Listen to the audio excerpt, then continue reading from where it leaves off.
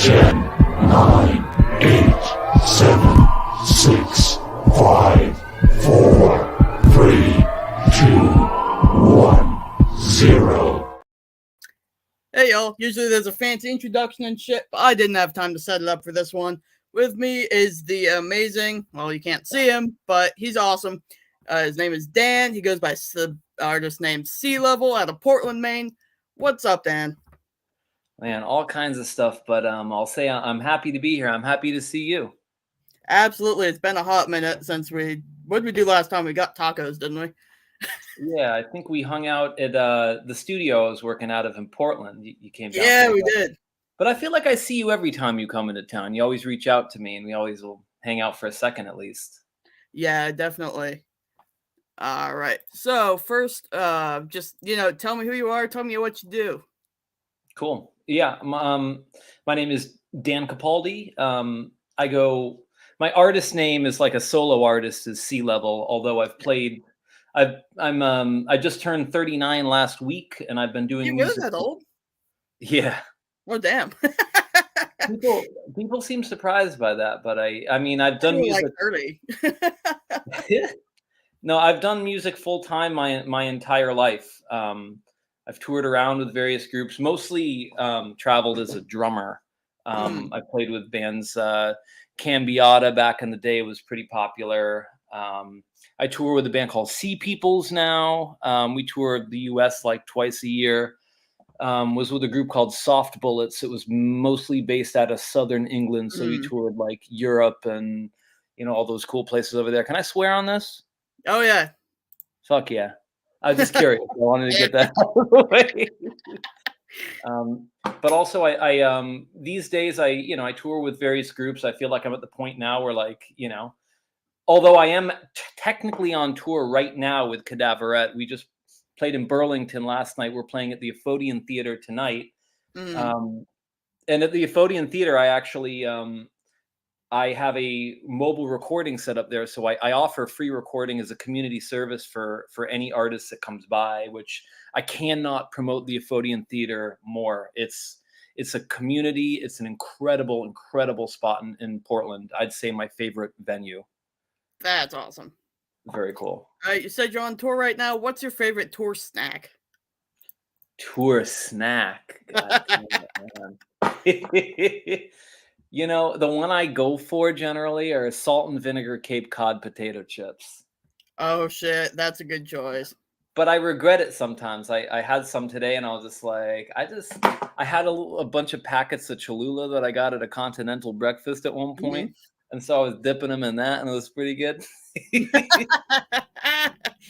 go wrong with Cape Cod. I usually go with their cracked black pepper ones. Those ones are good too, yeah. They are. And while we're talking about food, if you were a salad, what kind of dressing would you have? Zesty Italian. Either that. Oh, there we go. If we were talking like store-bought salad dressings, but to be honest with you, I come from Italians, and the real authentic way is just balsamic vinegar, and extra virgin olive oil. That's usually what I'll do. All right. Let me write that down because I'm actually keeping a tally. I ask everybody that question, and whichever answer is the most popular, I'm going to randomly pick one artist from the year who said that answer and give them a merch pack. Cool. All right. So what do you think is your biggest challenge right now as a musician? As a musician, to be honest with you, personally at this point, it's finding the inspiration to take my music beyond simply just creating it, in order to find happiness and to move forward. And obviously with the challenges given by the pandemic, I lost my home, I lost my dog. There were a lot of spaces I wasn't allowed to be in. Another shout out to the Ephodian Theater. I was always welcome there.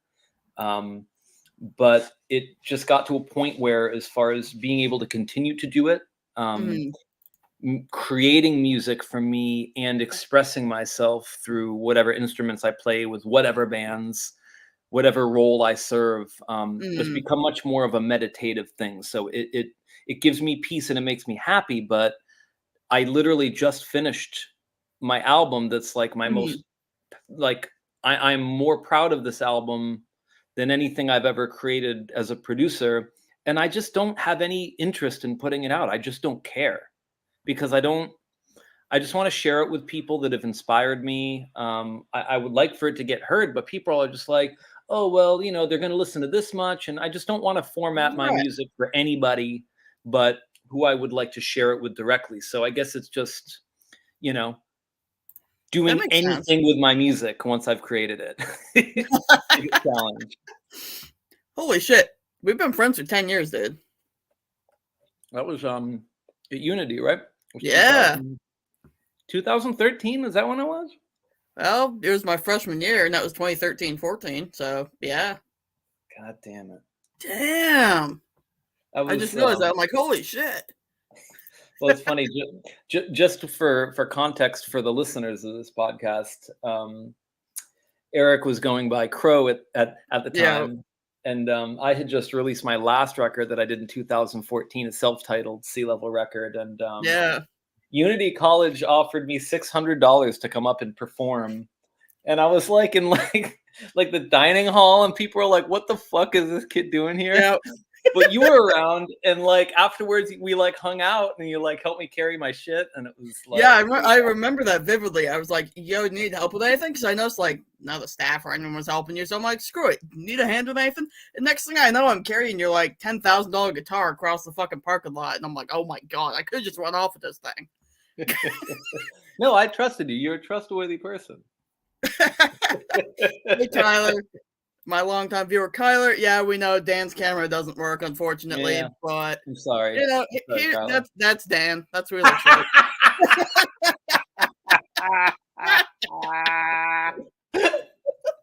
Where the fuck did you get that photo from? I stole it off your Facebook. Oh, that's all right. Can I upload photos to this too? I have some funny ones. You can send them to me, and I can upload them. All right, it's too much work. What I wanted to show you though was I'm playing the All Roads Festival in Belfast in a couple weeks, and for a while when I had nowhere to go, actually the woman Meg Charette, who she single-handedly puts on that whole festival. I was living with her. I was actually living in the room with her cats, and it was great because the cats thought I was just like a big cat, and so we were like best friends and shit. But then the cats kind of like turned against Meg, and they were just like kind of like my buddies. Yeah, and they were really pissy to her. So things got a little bit turbulent, and I ended up not being able to stay there. But she put me on the festival, and she asked me for a bio, and I was just like, I don't remember what the hell I wrote, but I was in like one of those like existential kind of moments, and I was like, Dan Capaldi in 2023 believes that music is of its highest value as a tool for exploring your innermost deep emotions and personal experience, or something like that. And I was reading it like next to like Spose and Dave Gutter. They're like Grammy Award winning blah blah blah blah. And I'm just like, whenever I express myself in context with traditional artists, I come off as being a fucking lunatic. But I'm happy that I made it in the program. Yeah, for sure. What's the most memorable show you've played, and what was special about it? Are we talking about SeaLevel specifically? It doesn't matter. Cool. Well, 2000 must have been 17. I was on tour with Sea Peoples, and we had been brought on tour by this band called Kula Shaker.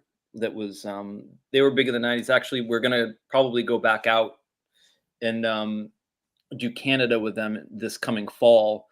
But I had just kind of started to practice just sort of like the meditative, just kind of getting into like, don't expect anything, don't have expectations, don't get excited about things that are like, oh, this thing's going to be there, this is probably going to be awesome, huge, big. Like, I desensitized myself to that so that I could just appreciate the little things. Because when you're on tour, like, if you if you aren't emotionally sound, like Mhm. you will have a breaking point. And I've toured, so I was kind of just sort of walking around, and we were playing the World Cafe in Philadelphia, Mhm. um, like a 600-700 capacity, and they sold it out, and Sea Peoples was opening, and they catered us this incredible meal. Mhm. It was really awesome. We had this little back room, and I had a little flask of whiskey, and our bass player Ian, who's like he's like my brother, which Mhm. we were just hanging around, and I was just appreciating all the little things. And then Kula Shaker was playing, and we had played, and everything went well, and all Mhm. that. And the guitar player, his name is Crispian. He's the son of actress Haley Mills, so he comes from celebrities, and he Mhm. just has this air about him. He's very, very good, very talented. Um, and he starts off the song. I forget what the name of it is, but it was like one of their big hits in the '90s. It starts with this kind of like hypnotic guitar riff, and Mhm.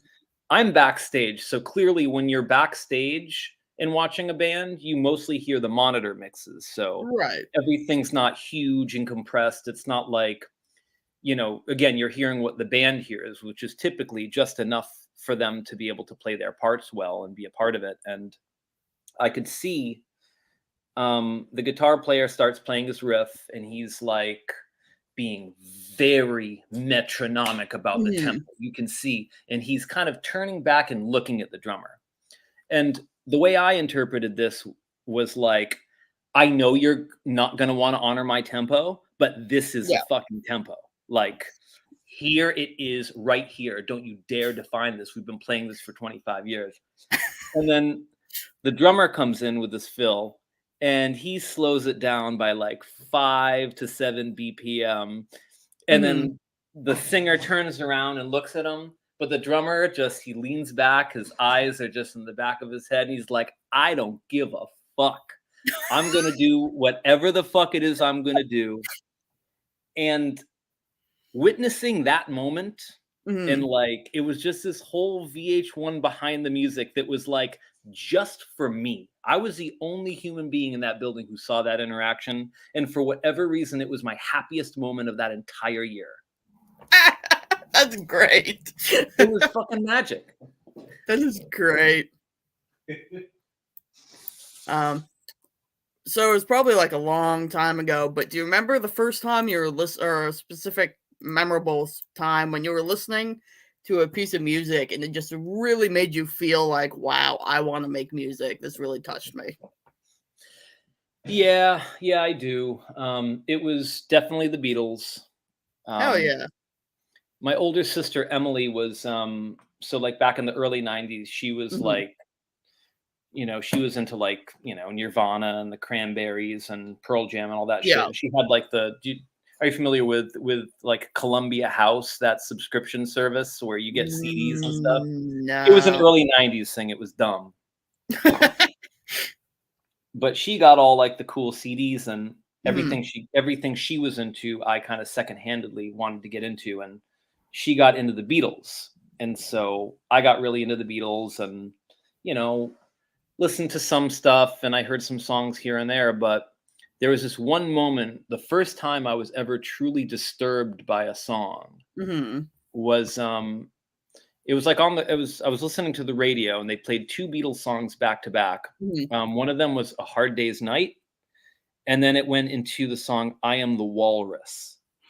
I had Mm, never heard I Am the Walrus before. I had never heard like any song that was like that expressively creepy and unsettling. yeah.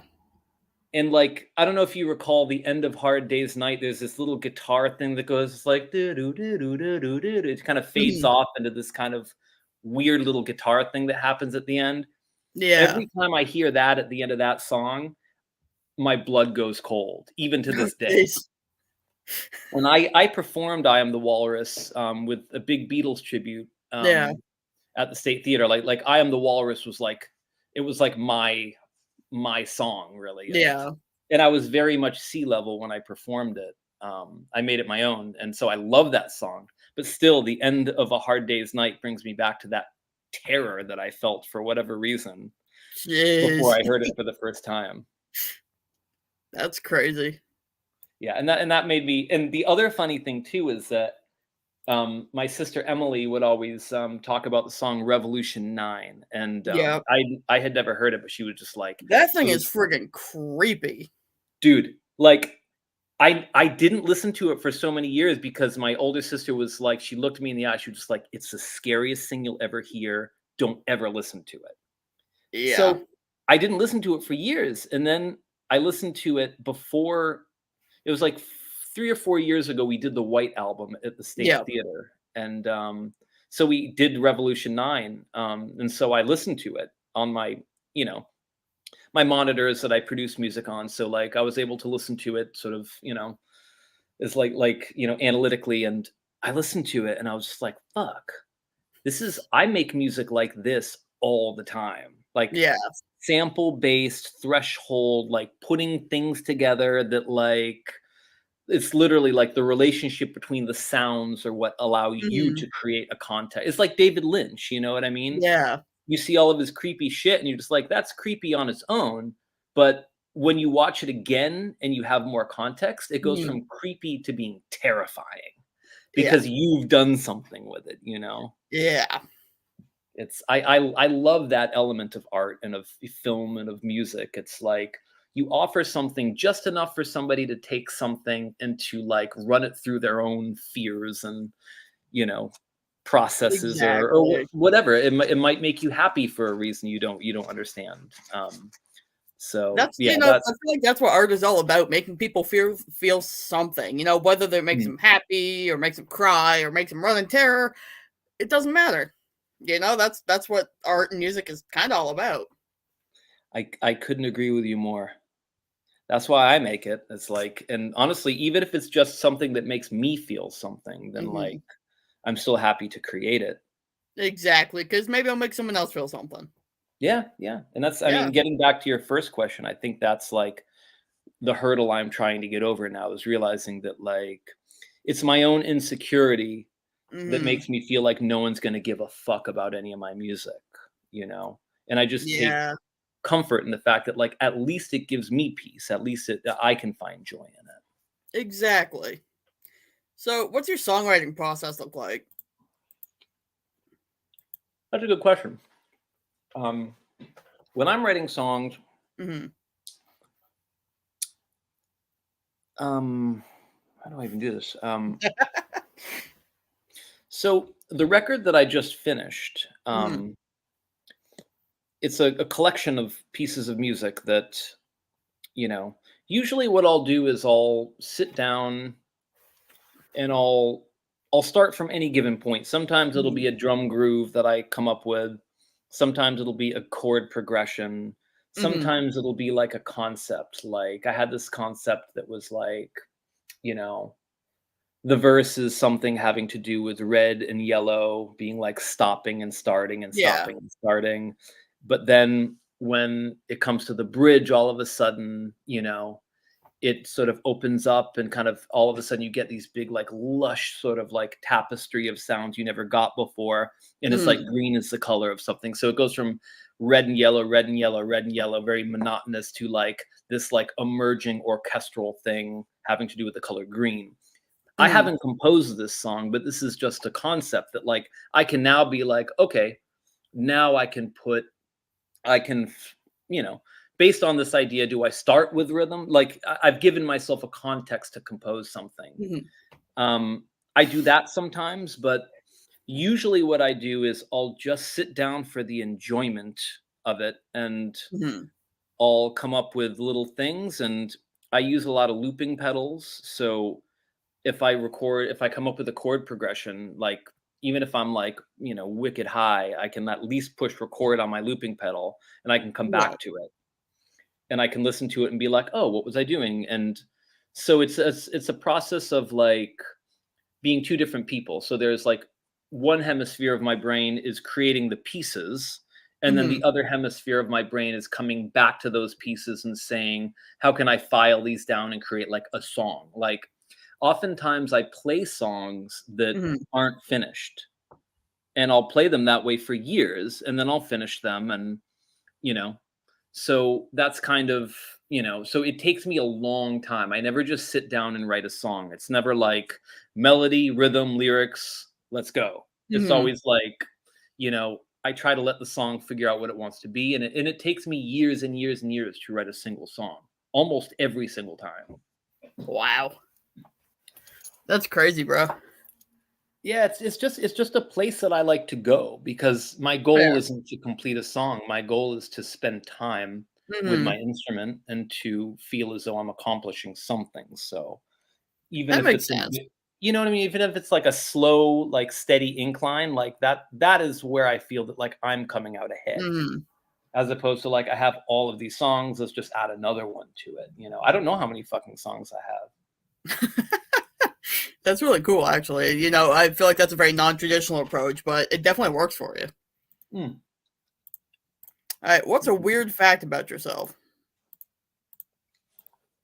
Weird fact. I feel like any fact I would provide to me wouldn't seem weird, but Mhm. to be Or honest what's with you, what's something the viewers might think is weird? Because okay, it's hard to impress me with weird stuff too. So, totally, totally.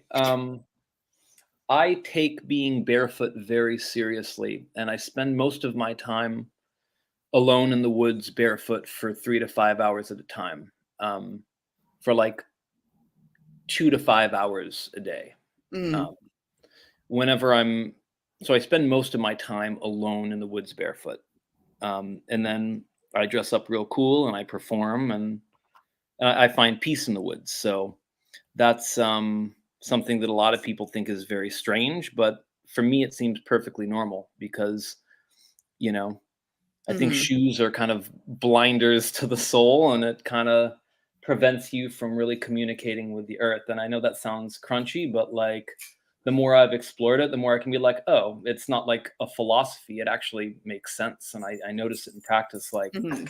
I don't really have neck or back pains anymore. As a Well, result, that's cool. my posture is so much better. And even being on the road and doing all these unnatural things like fucking metal drumming night after night, Mhm, like I almost like needed that to be able to like sustain myself because I play music, I perform pretty much every single day, mhm. and it physically takes a lot out of me. Yeah, for sure. So the barefoot time in the woods, I feel like, has just been the most valuable practice I've developed. Definitely makes sense. I used to go barefoot outside a lot, but now every time I do it, my heels crack. So I stopped doing barefoot. Your heels crack? Oh yeah, like the skin just cracks and bleeds, and it's very uncomfortable. No shit. Yeah, yeah. When I was in college, I just walked barefoot all the time, and then just one day it started happening, and now I can't go barefoot anymore. Damn, man, I'm sorry to hear about that. Yeah, it sucks. I know. I tried running the other day because I work with this mastering engineer who works at Gateway Mastering. His name's Adam Ayan. In my Mhm, opinion, he's the biggest rock star I know. He's he mastered my album. He's mastered so many albums of clients I've mhm, worked with, and he did he remastered the all the songs for the most recent mhm, Stranger Things season, including the Kate Bush cover that went to like number one. mhm. He remastered it, and That's cool. but I'm house sitting right around the corner from him, so I know he's a big runner, so I was like, oh, I'm gonna start running again, and maybe that could be like a fun thing that I can do with him to kind of connect and be friends. And I tried running the other day. Holy shit. I made it a mile and a half and my Yeah. knee just fucking gave out on me. Oh, I just cannot run anymore. that sucks. Yeah. So I'm like trying to find ways of getting cardio now, but I'm just like, Mhm. I'm broke as fuck. I can't get a gym membership. Jiu-jitsu Yeah. almost killed me. I did that for like 3 months. Oh, jeez. I liked it, but I just like when I injured my foot to a point where I'm like, shit, I don't know if I can gig right now. That's when I Yeah. was just like, I can't do it.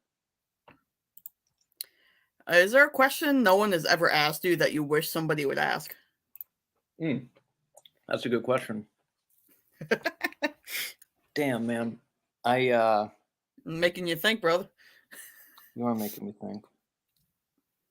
Is there a question that nobody's asked me that I wish somebody would ask me? See, everyone asks the same shit on interviews, and I'm sick of watching it. So why would someone want to watch me if I ask the same shit? So Yeah, I come yeah, up with yeah. good shit. No, I love it. I just feel that like some of these questions, I want to take out in the woods with me barefoot. But there really are, and to be honest with you, like this may sound like kind of a cop out answer, but Mhm. one of my hopes for releasing this record is that people can ask me what my songs are about. People can ask me specifics about what I put into my art. People Mhm. can like process my art and ask me questions about it. Like anything like that, like I could go on for hours as to like how it was created, what layers are there, like, Mhm. you know, that's really what I hope to be asked. Like nobody ever asks me about what my art means to me. Nobody ever really like asks me specifics about what inspired certain songs, and I guess that's I'm really, honestly, I'm surprised. I mean, Your it's, music is so out there and unique. You'd think you'd be like, "Huh, I wonder what inspired that." well, it's out there, and I'm doing air quotes on that, but it's not like Yeah. out there as in like released. Like I No, out there literally, as in like, what planet did this come from? This is insane and interesting, and I love it. But well, people when I perform live, I always have a conversation with somebody, hmm and it's usually one or two people per night, and it's not uncommon for me to, even to just kind of like cry with somebody because there's a lot hmm of sadness in my music and it's very abstract, but when I perform it, it's very real. And and I get very emotional when I perform as well. So some hmm people pick up on that and they don't quite understand, but if anything, it's just an opportunity for like I really believe that, and I go, you consider things, and then you're like, oh, I think I've have this figured out, and then you live a little bit Right. more, and then you develop these things. But I used to consider myself a cockroach because I just try to be more and more resourceful, hmm no matter what happens, and I haven't really had the luxury of having comforts like even just like my own bed. I've hmm been without a home for almost 2 years.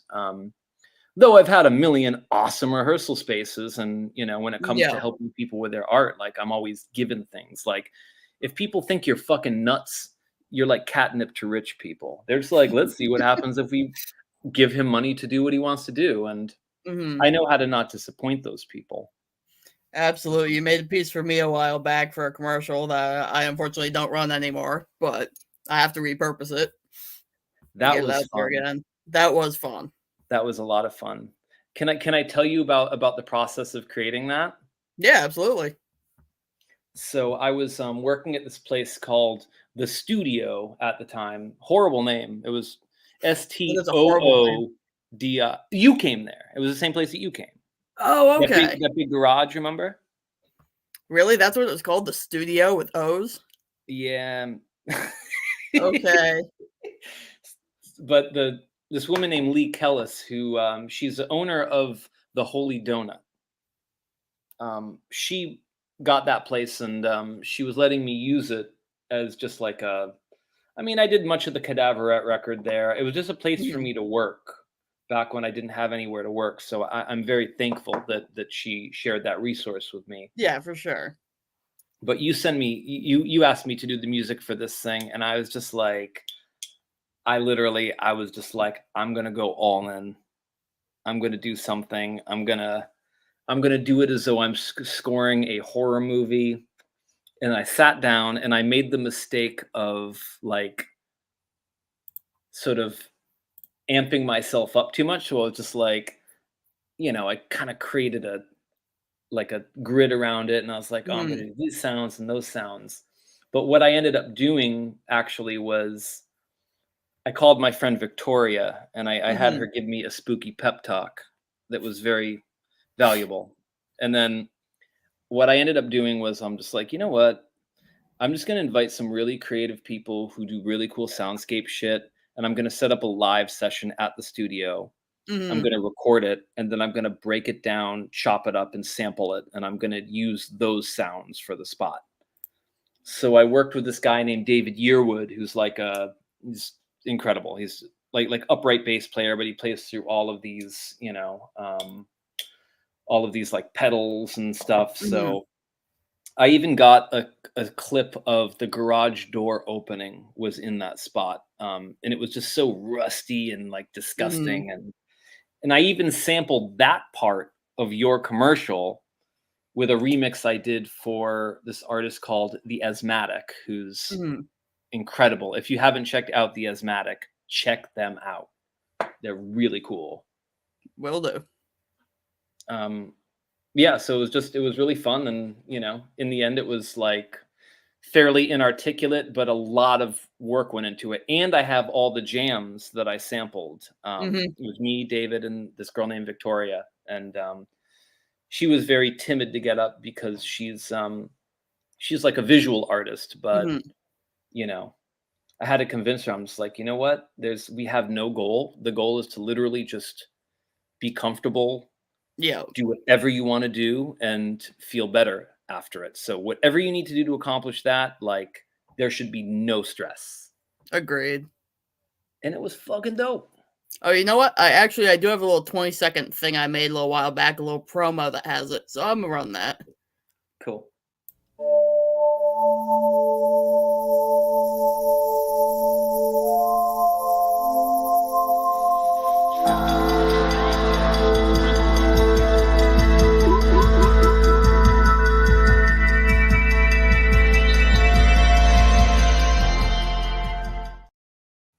No shit. I hadn't heard that forever. Yeah, that didn't really get too far into it, but it's just a little sample.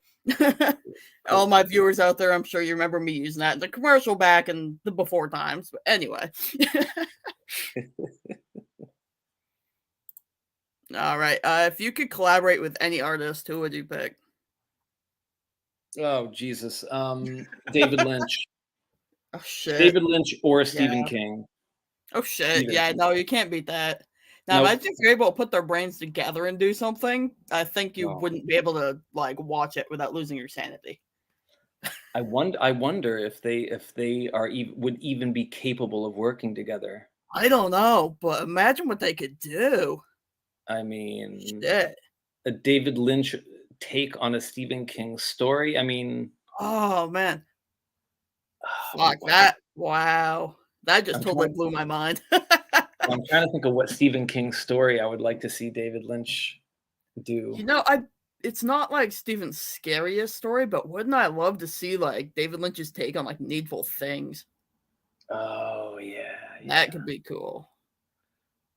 Part of me almost was wondering too, like, I mean, yeah, I'm a fan of, Stanley Kubrick's The Shining, Right. but like David Lynch's The Shining?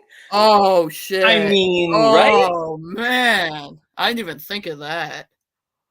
Oh, Oh that my, would be amazing.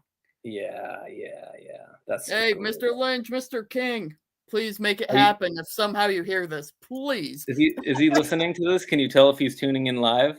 Nah, I don't think he is, but damn. Shit, wouldn't that be cool? I know, I know. Oh my god, I'm gonna be thinking about that now. Yeah. All right. If do you have any venues that you really want to play at, but you haven't? But I haven't played that. Yeah, I want to play at Red Rocks. Where's that? It's in Arizona, I think like Okay. Sedona or something like this. It's like outdoor amphitheater that's, it's just a big, I probably will never play there. Mm. But it's cool, I think of where else I'd like to play. I played at CBGB's like the month before they closed in New No York. way. Yep. Yeah. That's the band. fucking cool. I actually just watched a documentary about CBGBs. It was such There's a like cool this spot. documentary about the entire, beginning of the punk movement in that area. So it's all about CBGBs and the other one. Yeah. Oh man, that's cool that you got to play there. Yeah, that was. I mean, that must have been like in the Arms of Providence, 2007, 2008, Mhm. something like that. A long time ago. That's really cool. Yeah. What other venues I like to play? Yeah, I can't really think of it, and Yeah. any other ones. All right. Where can people find you? Where can people find your music? If this inspire them to go check you out. Damn, man, that's a good question. That is a good question. Um, you really can. I just kind of like took it all down. Did you? Um, Why though? Come on.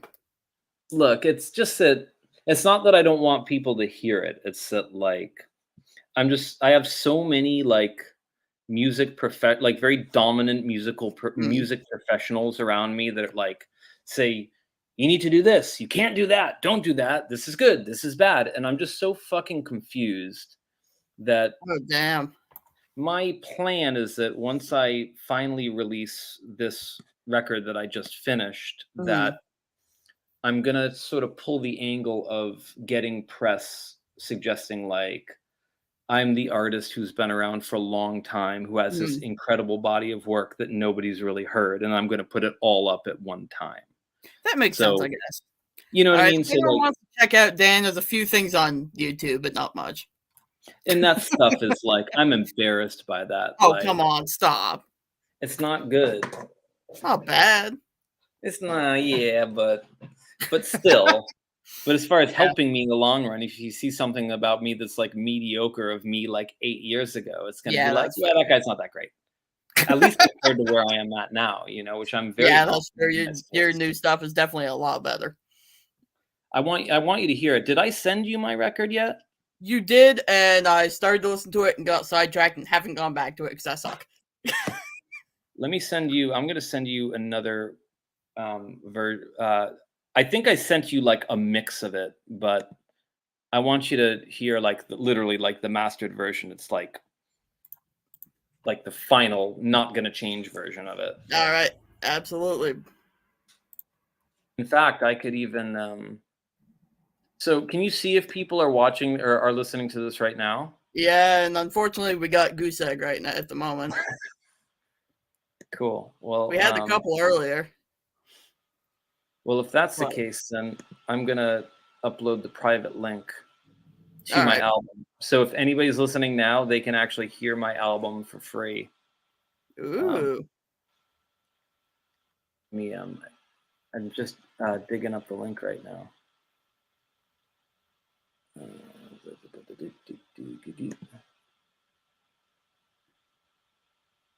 Oh, we have a viewer. Hello, YouTube person. Hey YouTube, what's going on? All right, well, you tuned in at just the right time. I'm actually gonna like send a private link to my new album that's not gonna be out for a while. So, sent. I just wanted to fucking send it. Oh, here we go. I got this. Yeah. All right, here we go. Where can I type? Is there something everyone can see me here? Oh, private chat. Oh, hey, what's up, my friend Gothish? There we go. Literally. So you want me to It's not like? gonna, So what do you want me to do with that link? you can click it and listen to it, or if anybody's Okay. here and wants to click it and listen to it, it'll be up for a while, and it's literally just All my right. whole new album. Let me do this and do this. If anyone wants to check out Dan's new album while it's up, go right here to this, and I'm click it, and we'll sit for a few minutes and check it out Oh, really? if you Hell want to. yeah. Yeah, dude. If you want to play the opening track or something, that'd Yeah, be really yeah, let's cool. do it. Let's see. Okay, and where's the thingy I'm looking for. Here. All right. Can you hear that, Dan? I can't hear it. No. You can't hear it? Hang on. No. Oh, wait. What if I do this and this and this? And a little bit of that. Indeed. All right. Now I can do this. There we go. There we go. Cool. The mechanism of the production of heart failure itself.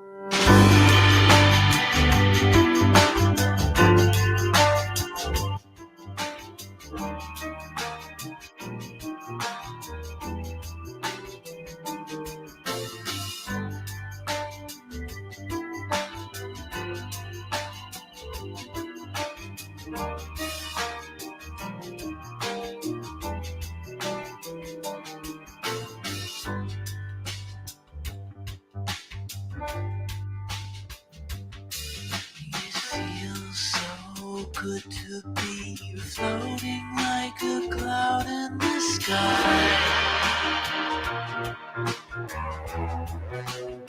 When time keeps you ticking toward a Grammy or a Pulitzer. This is awesome, bro.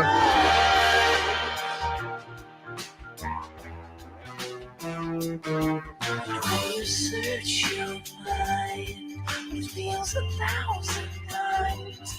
There's nothing left of you. 'Cause when you take away what other people say, I know you'll feel it too. I'm drinking from it. I'll pour the stinking bullet. Just never seems to feel the same way twice. The bottle's dripping, but we can't lose our grip. No, the tide has come to take us away. Hey, hey.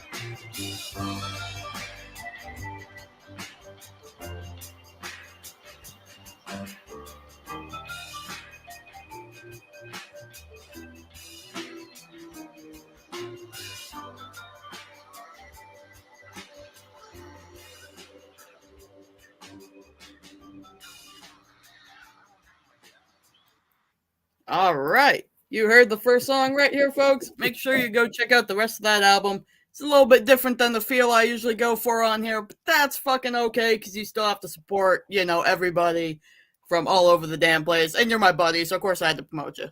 Hell yeah. That was actually the first movement of the first song. Oh, damn. Okay. I was Okay. about to go into it's the whole thing's it's like 52 minutes and everything kind of bleeds together. Yeah. It's definitely in the kind of trip hop, electronica, hip hop kind Yeah. of world.